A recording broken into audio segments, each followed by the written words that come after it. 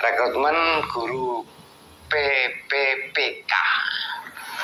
Itu banyak guru-guru swasta mulai dari tingkat dasar sampai tingkat menengah ya, termasuk SMK itu yang diterima. Secara pribadi senang, bahagia karena apa? Nasib teman-teman kami semuanya para guru itu akan lebih baik. Karena selama ini guru-guru swasta mohon maaf ya gajinya jauh di bawah standar, apalagi yang mungkin SLTP ya, mungkin SD, apalagi yang di desa-desa sana yang di agak jauh dari kota itu di samping gajinya jauh dari standar juga kadang-kadang nggak dapat gaji. Sekolah-sekolah yang jumlah siswanya kecil-kecil juga seperti itu. Satu sisi begitu, senang, bahagia karena nasib teman-teman kami yang di sekolah swasta ini akan lebih baik. Tetapi sisi yang lain ya prihatin, sangat-sangat prihatin. Kenapa begitu? Banyak guru-guru yang selama ini menjadi andalan sekolah swasta untuk meningkatkan kualitas lulusan sekolah swasta ini ikut diterima. Bahkan ada yang lebih dari 5, ada yang di Jawa Barat itu katanya hampir separuh guru diterima. Saya belum punya data real, tapi telepon dari teman Jawa Barat semacam itu. Ini di SMK, dan itu banyak yang guru-guru produktif.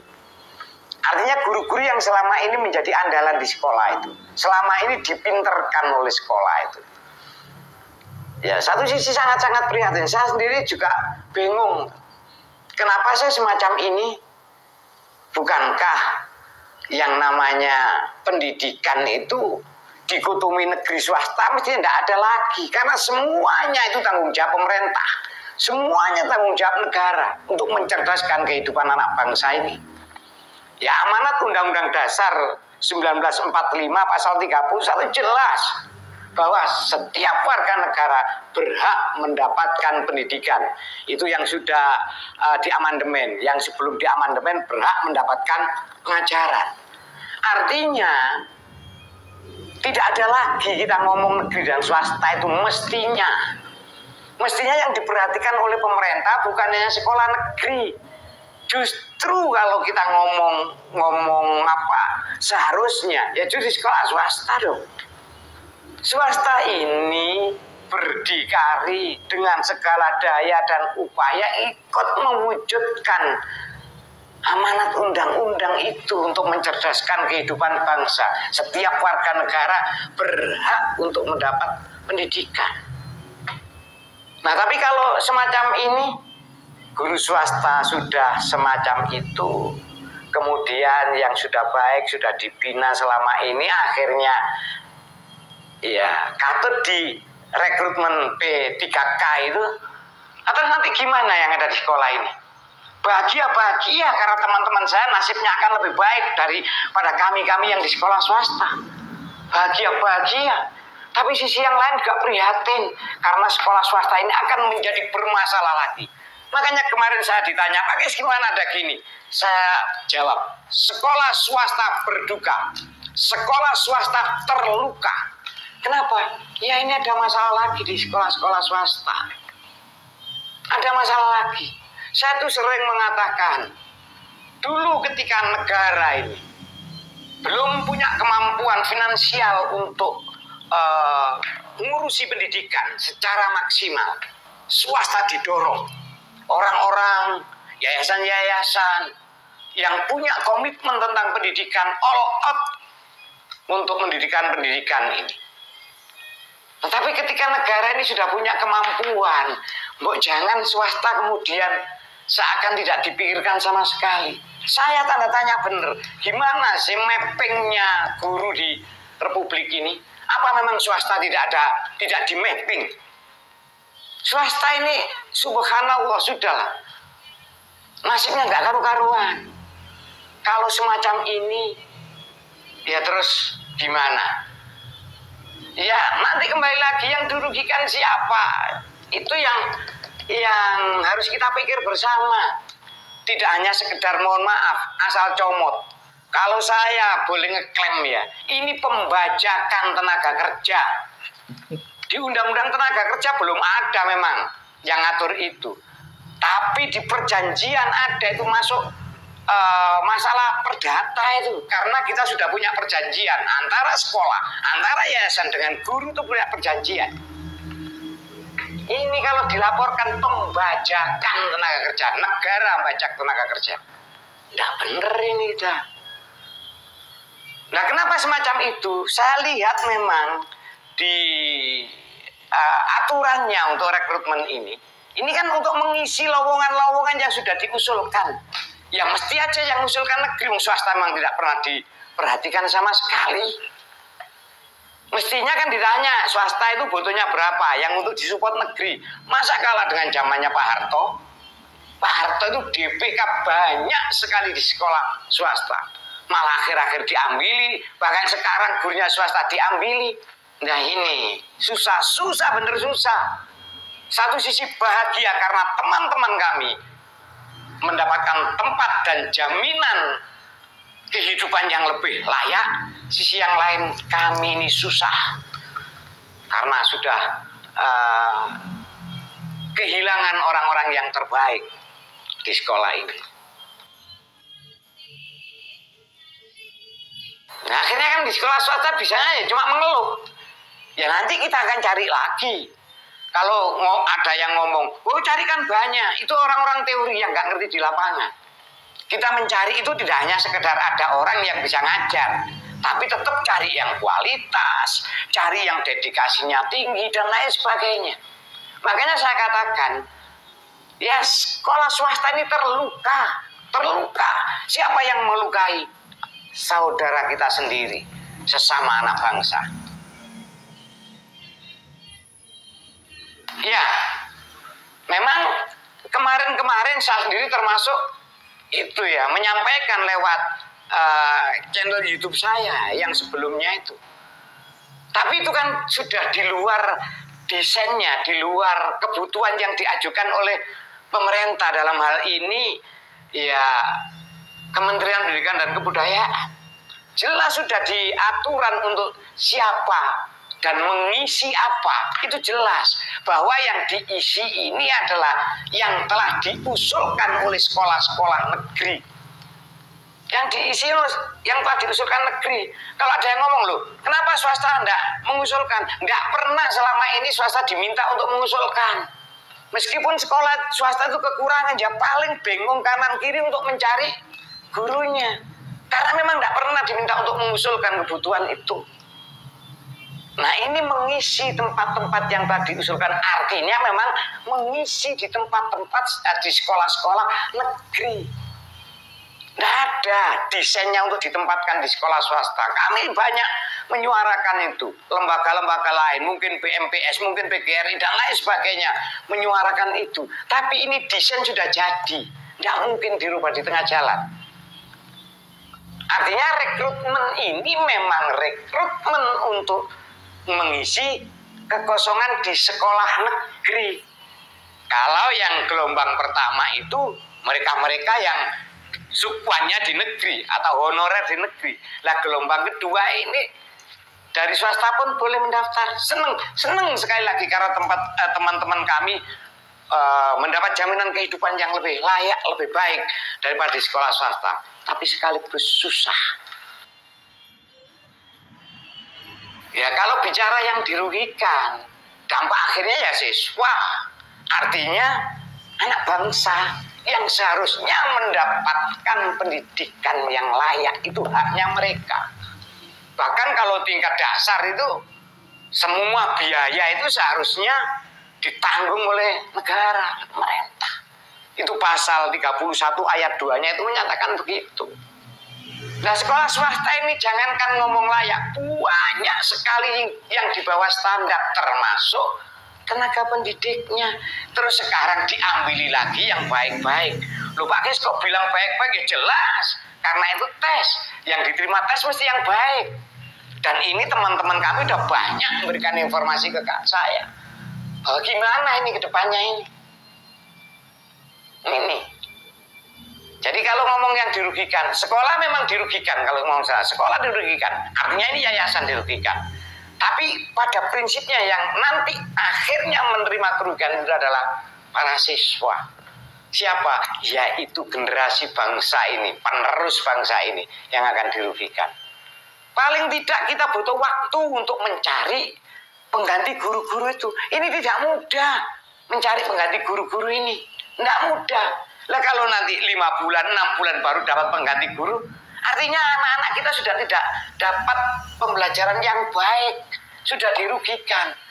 Kalau ditanya siapa Pak Kis yang merugikannya? Negara, karena ini keputusannya negara kok.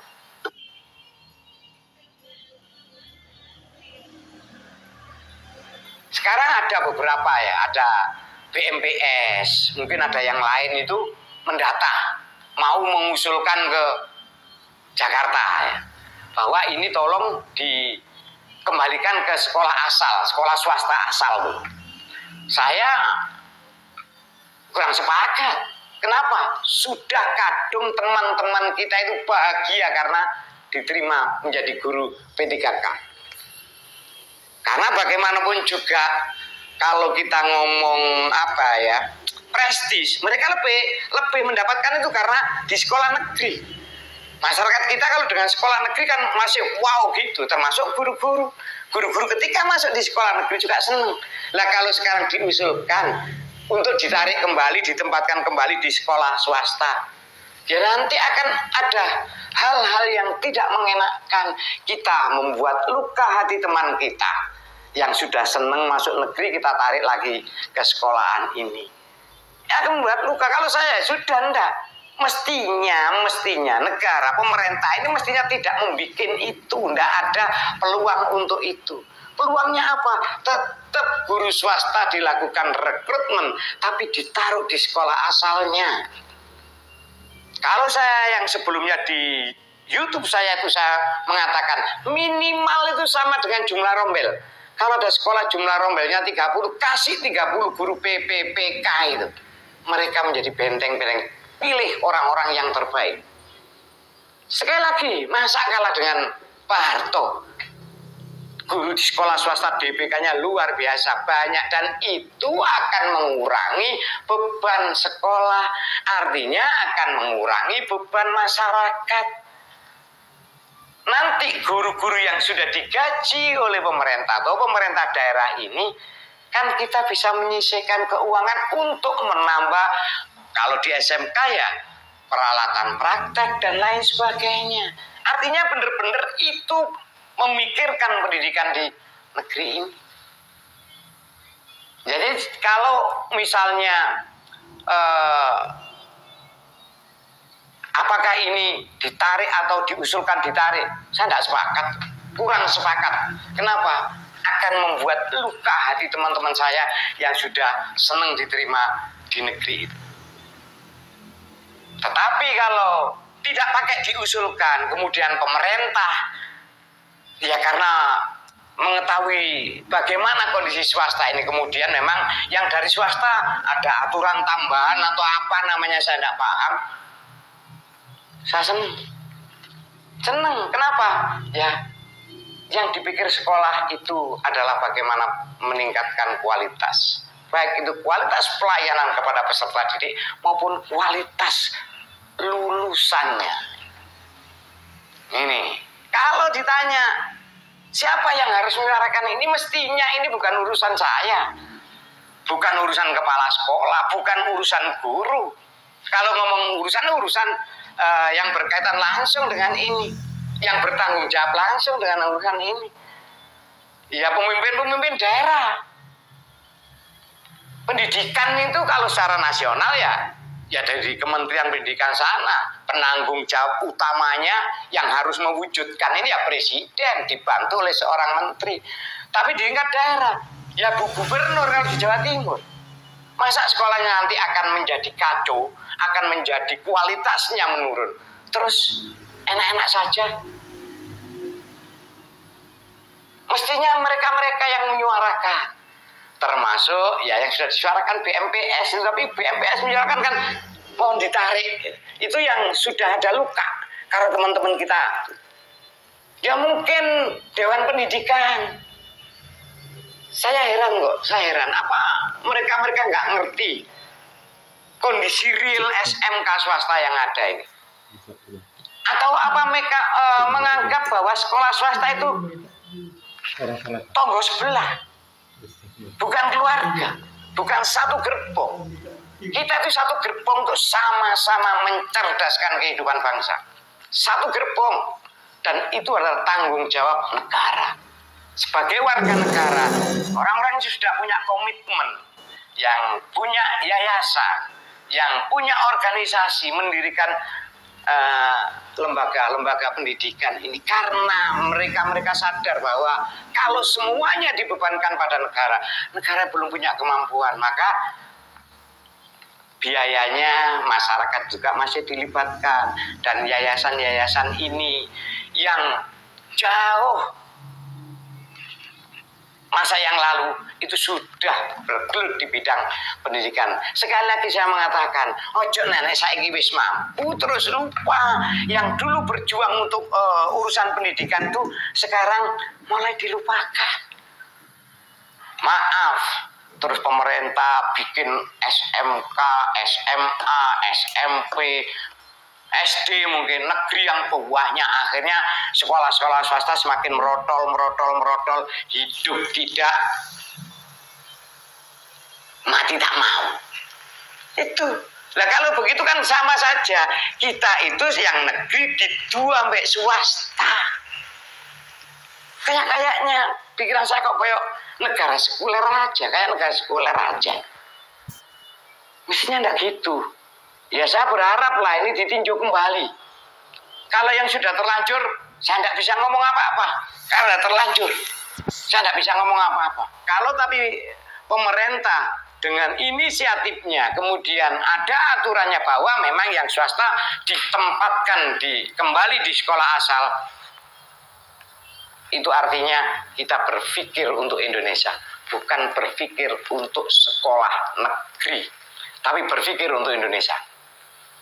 Berpikir untuk Indonesia tidak hanya untuk negeri, tapi termasuk untuk swasta. Karena ini adalah kewajiban negara. Itu kalau harus bergerak atau menyuarakan yang lantang pertama pemimpin daerah. Mungkin bupati, wali kota, atau gubernur. Karena nanti toh kalau ini menjadi masalah di pendidikan, kualitas akan menurun. Toh pada akhirnya yang bertanggung jawab adalah pemerintah daerah. Nah, akhirnya teman-teman semuanya, ya marilah kita sama-sama menyuarakan. Saya ini atas nama pribadi, bukan atas nama MKKS saya, atas nama pribadi, guru swasta yang secara kebetulan saya ditunjuk menjadi kepala sekolah. Saya sebagai warga negara punya hak serta kewajiban untuk menyampaikan hal ini. Karena bagaimanapun juga pendidikan ini adalah pilar yang terbesar di Republik ini. Kalau pendidikannya sudah bermasalah, maka yang lain-lain akan bermasalah. Untuk itu teman-teman semuanya, di posisi masing-masing, pada kemampuan masing-masing, mari kita suarakan hal ini. Agar tidak dari waktu ke waktu, kita yang sekolah swasta itu hanya mikirin urusan begini aja. Kita mestinya sudah lepas dari urusan begini, kita berpikir untuk ke depan bagaimana meningkatkan kualitas lulusan ini. Nah, kami yang sekolah besar terasa, apalagi yang sekolah-sekolah kecil. Itu aja yang saya sampaikan, dan mohon maaf kepada siapapun. Mungkin apa yang saya sampaikan ini agak tidak enak didengar, tapi itulah realitas yang ada di dunia pendidikan kita.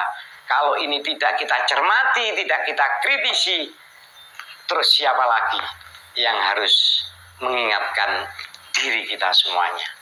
Terima kasih.